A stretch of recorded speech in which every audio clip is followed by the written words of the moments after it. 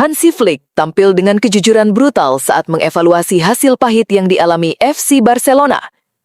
Kontroversi besar yang menyelimuti leg pertama semifinal Copa del Rey antara FC Barcelona dan Atletico Madrid mendapatkan penjelasan resmi dari Komite Técnico de Árbitros setelah gol Pau Cubarsí dianulir oleh video asisten referee.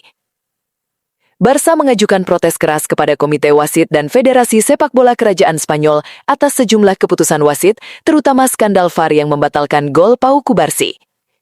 Klub kini-kini membuka peluang untuk melepas salah satu bek mereka di bursa transfer musim panas 2026.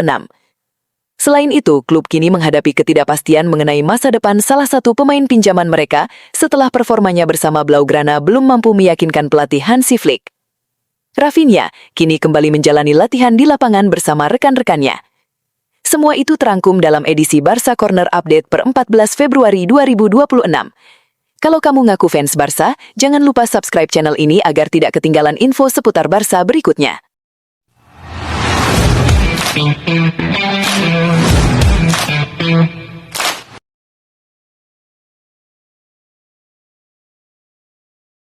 Pelatih Hansi Flick tampil dengan kejujuran brutal saat mengevaluasi hasil pahit yang dialami FC Barcelona. Blaugrana dihajar 4-0 oleh Atletico Madrid di leg pertama semifinal Copa del Rey di Stadion Metropolitano, dan sang pelatih menyebut kekalahan itu sebagai pelajaran besar yang harus diterima timnya. Flick tidak mencoba menyembunyikan rasa kekecewaannya.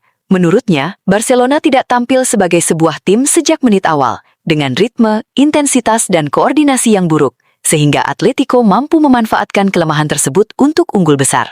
Kami tidak bermain dengan baik sebagai tim. Ketika kalian tidak bermain seperti itu, kalian tidak akan bermain dengan baik, jelas Flick. Faktor utama kekalahan, menurut pelatih asal Jerman itu, adalah permulaan pertandingan yang buruk. Barcelona gagal menekan lawan secara efektif dan tampil jauh dari standar permainan tim yang diharapkan. Meski demikian, Flick melihat sisi positif dari penampilan di babak kedua yang lebih baik, serta kesempatan untuk bangkit di leg kedua. Kadang pelajaran seperti itu diperlukan. Kami masih punya 2 kali 45 menit untuk mencoba membalikkan keadaan, tambahnya. Meskipun hasil ini merupakan salah satu kekalahan paling berat musim ini, Flick menolak mengkritik para pemain secara langsung. Ia menegaskan rasa bangganya atas perjuangan skuad sepanjang musim meski menghadapi banyak cedera dan momen sulit.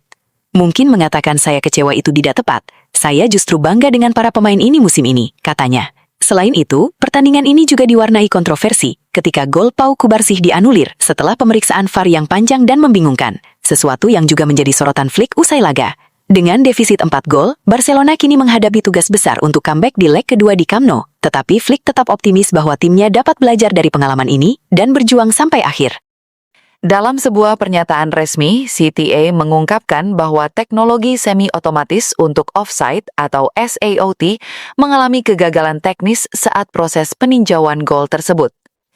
Sistem yang seharusnya memodelkan posisi pemain secara otomatis tidak mampu memproses situasi di dalam kotak penalti karena kepadatan pemain yang tinggi, sehingga membingungkan perangkat lunak dan memicu gangguan.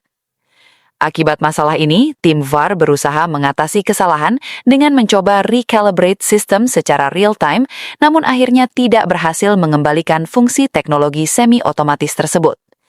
CTA mengatakan bahwa karena keterbatasan sistem, wasit dan VAR harus beralih ke metode manual dengan menggambar garis offside sendiri untuk mencapai keputusan akhir. CTA juga menjelaskan bahwa virtual replay yang biasanya ditampilkan di layar televisi tidak muncul karena teknologi semi-otomatis yang rusak, sehingga penonton tidak melihat gambaran visual proses peninjauan. Keputusan manual ini, kata CTA, adalah menurut prosedur darurat yang berlaku, meskipun memakan waktu lebih lama dari biasanya dan memicu kebingungan. Klarifikasi ini muncul setelah kritik besar terkait proses VAR yang berlangsung lama saat gol Cubarsí dianulir dalam pertandingan yang berakhir dengan kekalahan telak Barcelona 4-0 dari Atletico Madrid, hasil yang memperberat tugas Barcelona untuk lolos ke final. Klub Katalan mengajukan protes keras kepada Komite Wasit CTA dan Federasi Sepak Bola Kerajaan Spanyol RFEF atas sejumlah keputusan wasit, terutama skandal VAR yang membatalkan gol Pau Cubarsí setelah tinjauan panjang.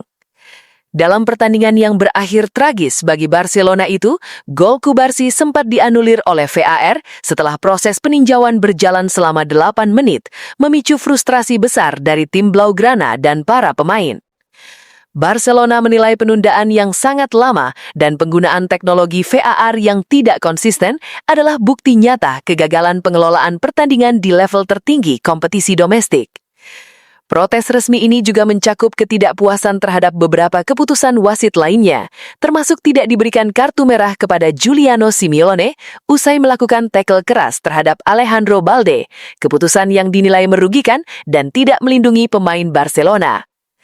Pernyataan Goal.com Indonesia menyebut bahwa manajemen Blaugrana berencana membawa keluhan ini ke hadapan RFEF, bukan hanya soal gol yang dibatalkan, tetapi juga standar kepemimpinan wasit secara keseluruhan di laga tersebut.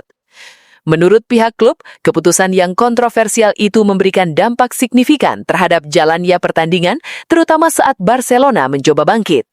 Dengan leg kedua semifinal masih menunggu di Camp Nou, tekanan kini tidak hanya datang dari kebutuhan untuk memulihkan performa tim di lapangan, tetapi juga memastikan keputusan di masa depan berjalan adil dan transparan menurut aturan kompetisi.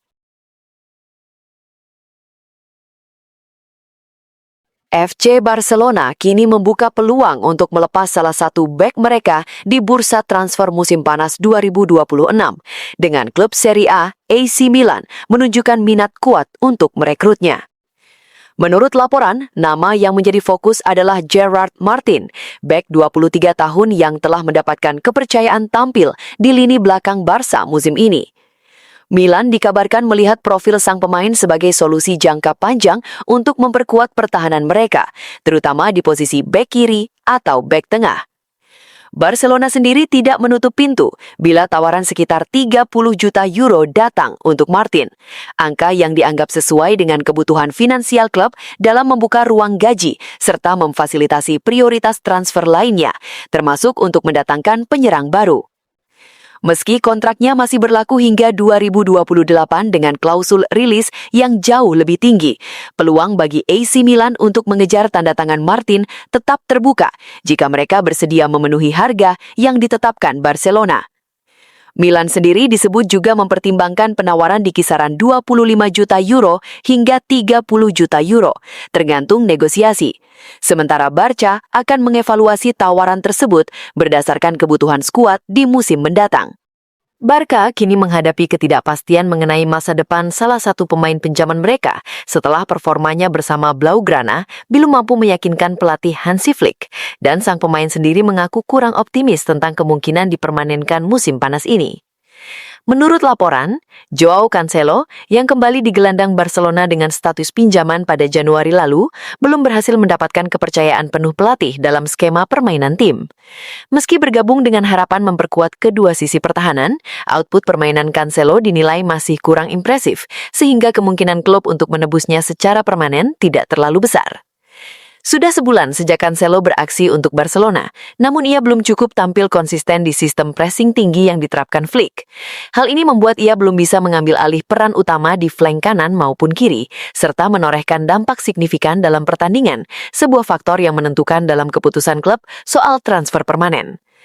Pemain Portugal itu sebelumnya meninggalkan klubnya dan ajang sepak bola Saudi Arabia demi meraih mimpi bermain untuk Blaugrana kembali. Namun setelah beberapa penampilan yang dinilai biasa saja dan adaptasi yang lambat terhadap tuntutan taktikal Barcelona, Cancelo sendiri menyatakan bahwa ia tidak yakin masa depannya akan berada di Camp Nou setelah masa pinjamannya berakhir. Situasi ini menjadi salah satu pertimbangan penting bagi Barcelona saat merancang prioritas transfer mereka musim panas nanti, terutama di sektor pertahanan, di mana fleksibilitas dan performa konsisten dianggap sangat krusial bagi rencana jangka panjang skuad. Menurut laporan, Rafinha sudah mulai melakukan latihan di rumput bersama para pemain lainnya, sebuah perkembangan yang menjadi berita bagus bagi Barcelona seiring upaya pemulihannya dari cedera yang membuatnya absen dalam beberapa pertandingan terakhir, termasuk laga kontra Atletico Madrid. Sebelumnya, Rafinha sempat ditarik saat jeda pertandingan melawan Elche dan kemudian melewatkan laga-laga Barcelona melawan Albacete, Mallorca serta Atletico sebagai bagian dari periode pemulihan. Namun sekarang, ia terlihat melakukan pekerjaan ringan di lapangan selama sesi latihan, menandakan progres positif menuju kebugaran penuh.